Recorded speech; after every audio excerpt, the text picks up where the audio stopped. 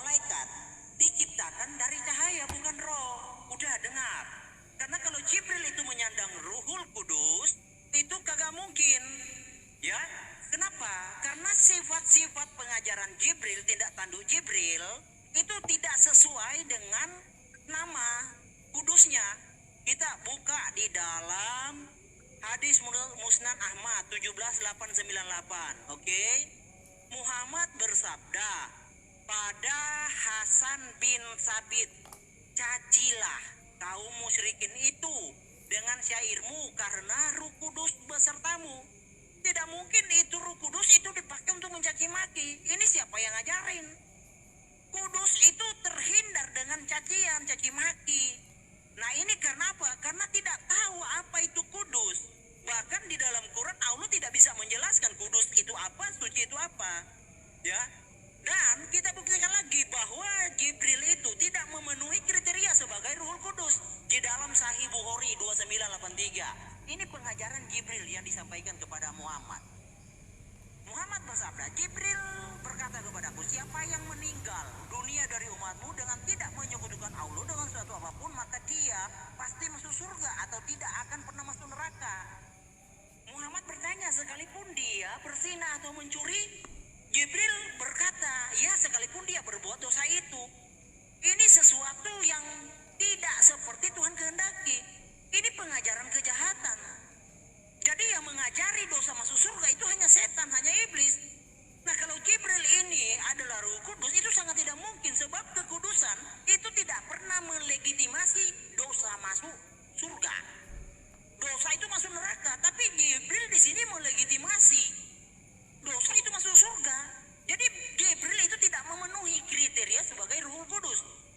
Nah saya tegaskan lagi ya, carikan ayatnya dalam Quran. Nah sama seperti di dalam An-Naba ayat 38. Pada hari ketika ruh dan malaikat berdiri bersab-sab. Jadi ruh adalah ruh, malaikat adalah malaikat. Tolong buktikan di dalam tekstual Quran bahwa Jibril itu diciptakan dari ruh. Nah saya tambah buktikan lagi di dalam surah Al-Qadar ayat 4. Pada malam itu turun para malaikat dan ruh dalam kurung. Jadi Islam itu hanya bisa selamat karena dengan dalam kurung. Tanpa dalam kurung tidak mungkin, dan tidak mungkin Islam itu bisa dimengerti. Jadi hanya dalam kurung yang bisa menyelamatkan umat Islam. Ya, satu lagi. Nih, bahwa di dalam surah Al-Ma'arij ayat 4 juga para malaikat ruh dalam kurung Jibril ini dipaksakan. Para malaikat dan ruh Jibril, para malaikat dan ruh Jibril. Jadi Jibril itu bukan ruh. Jibril itu dari cahaya, bagaimana pula dia ruh? Apakah Jibril itu merangkap? Ya, statusnya merangkap? Enggak. Jadi hanya pemaksaan karena memang tidak ada tekstualnya. Nah, jika di dalam Islam kebingungan mengenal siapa Ruhul Kudus, maka jatuhnya bahwa Allah yang menginspirasi memang tidak tahu. Karena di dalam Islam Ruhul, ya, Allah itu adalah ruh. Kita sudah buka tadi ya di dalam Tabari. Nah, ini adalah plagiat dari kitab Kejadian. Ruh Allah berkilau di atas air. Jadi yang ada ketika di atas bumi itu adalah ruh Allah. Buktikan Allah itu bukan ruh. Datanya mana? Ya kan? Pakai data, kita main data. Mengapa demikian? Karena ruh yang kuasa itu adalah satu-satunya. Jadi Allah Subhanahu wa taala yang adalah ruh sesuai dengan Ajami Sahih Al-Jami As-Sagir, yang memenuhi kriteria Ruhul Kudus itu hanya Isa. Karena Isa itu hanya satu-satunya manusia ya yang asalnya dari Ruhul Kudus dan kalam. Tidak ada manusia lain. Coba saya kasih hadiah sepeda buat Nandar dan Suma. Carikan ada manusia lain selain Isa yang asalnya dari Ruhul Kudus dan kalam Allah. Carikan, saya kasih hadiah sepeda. Nah, karena Isa ditegaskan di sini di dalam Sahih Jami jilid 4 adalah ruh Allah Subhanahu wa taala. Pergilah kepada Isa, kalimah dan ruh Allah Subhanahu wa taala. Isa itu adalah ruh Allah Subhanahu wa taala, penyataan. Kenapa? Aduh, habis ya waktunya. Oke, kita kembali lagi ke Bang Yonatan sama Bang Juma ya. Siapa mau duluan, Bang? Ini saya ya.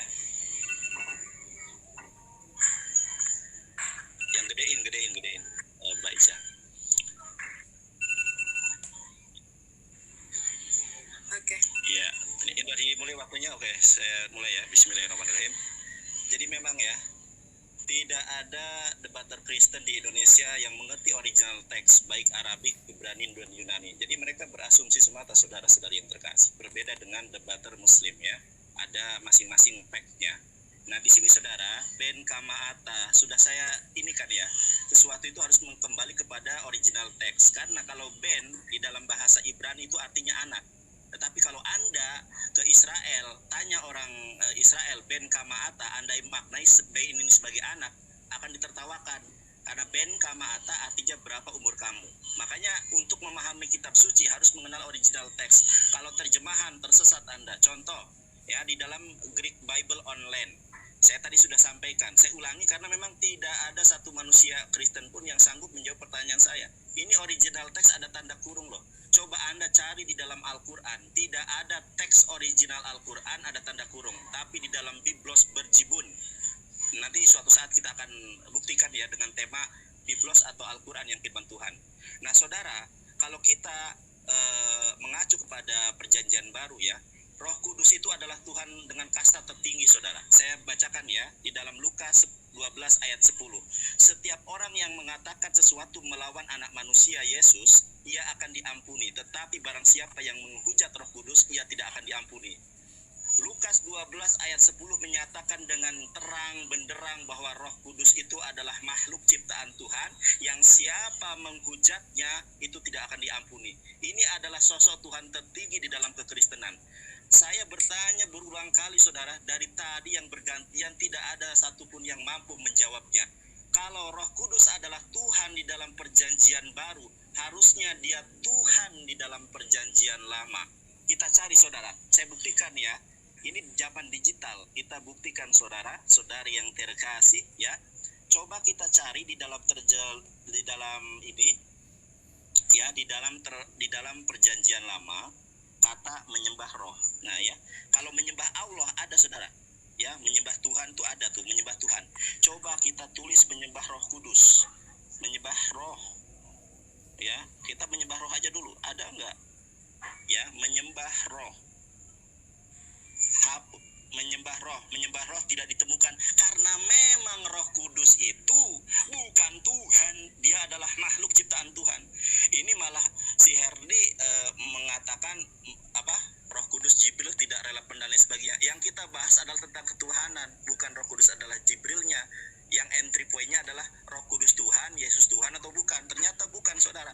Kita lihat di dalam Al-Quran surat As-Sajdah ayat ke-9 saudara. A'udzubillahi minasyaitonirrajim, summa sawahu wa nafahu fihi min ruhihi wa ja'ala lakumus sam'a wal absar wal afidah qalilan ma tazkurun. Kemudian dia menyempurnakan dan meniup rohnya dan menjadikan bagi kamu penglihatan dan hati dan sedikit sekali kamu bersyukur. Ternyata ya, yang ada di dalam diri manusia adalah rohnya. Rohnya siapa? Rohnya Allah. Nah pertanyaannya, roh yang ada dalam diri kita itu rohnya apa? Rohnya ciptaan atau Roh Kudus? Zakaria 12 ayat 1 mengatakan bahwa setiap roh yang ada di dalam diri manusia adalah ciptaan. Si Erben juga tidak menyimak perkataan saya, Erben. Ya, dan yang meletakkan dasar bumi dan yang menciptakan roh dalam diri manusia, baik Al-Quran maupun Alkitab menyatakan roh yang ada dalam diri manusia adalah makhluk. Kita lihat original teksnya. Tidak ada debater Kristen yang pandai Ibrani dan Yunani, apalagi Arabik, semua terjemahan saudara. Bagaimana perkara itu dapat dijadikan acuan? Nih, saya langsung aja karena terbatas dengan waktu ya. Ruah Adam Bekirbo. Di sini tidak ada pengecualian ya. Yang namanya Adam itu manusia. Pertanyaannya, Yesus manusia atau bukan? 100% manusia saudara. Di sini katakan ruah Adam Bekirbo.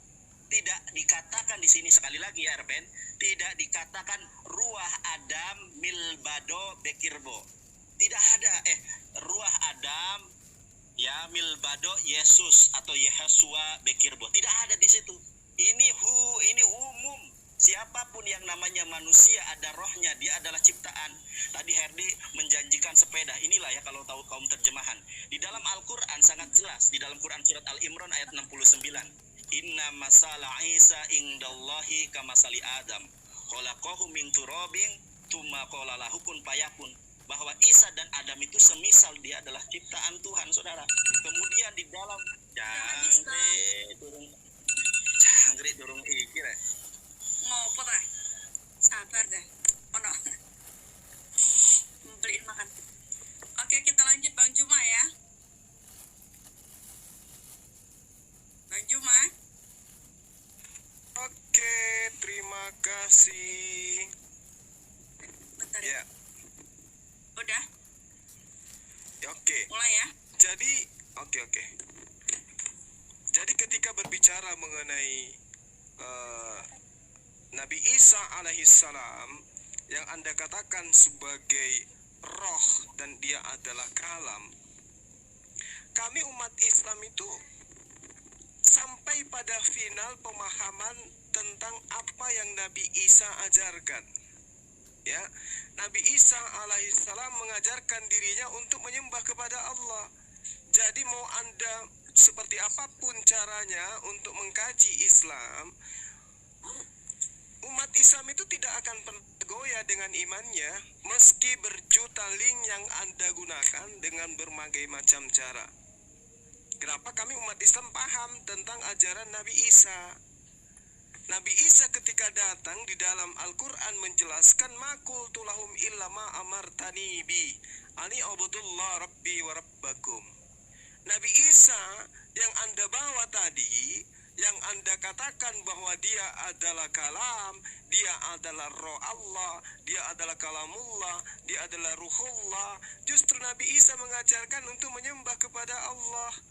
Ma qultu lahum illa ma amartani bi ani abudullah rabbi wa rabbakum wa kuntu alaihim syahida ma dumtu fihi falamma tawaffaitani kunta antar raqiba alaihim wa anta ala kulli syai'in syahida. Jadi Anda hanya menghabiskan waktu Anda, Herdi. Adalah lebih baik kalau Anda belajar Ibrani dan Yunani supaya Anda itu bisa menjadi mu'alaf. Jangan diperbodoh dengan terjemah. Karena kalau Anda hanya berdasarkan link kayak begitu, umat Islam cuma tersipu-sipu, senyum-senyum. Kami ada Al-Quran, Bang.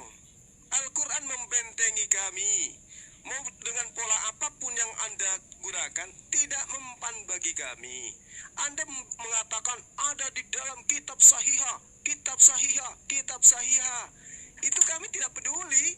Kenapa? Satu, Anda tidak bisa baca original teksnya. Yang Anda gunakan hanya terjemahan. Sementara kami sudah jelas mengimani ma qultu lahum illa ma amartani bi ani abudullah rabbi wa rabbakum. Aku Isa tidak pernah mengatakan kepada manusia sembahlah aku selain daripada Allah. Aku tidak pernah mengajarkan itu, kecuali apa yang aku sampaikan adalah apa yang diperintahkan oleh Allah untuk aku katakan. Apa itu? Ani abudullah, sembahlah Allah, Rabbi, Tuhanku, wa rabbakum, dan Tuhanmu. Jadi percuma kau mau bawa data dari luar angkasa pun tertolak. Kenapa? Kami ada Al-Quran. Al-Quran yang membentengi kami dengan cara-cara penyesatan yang Anda lakukan.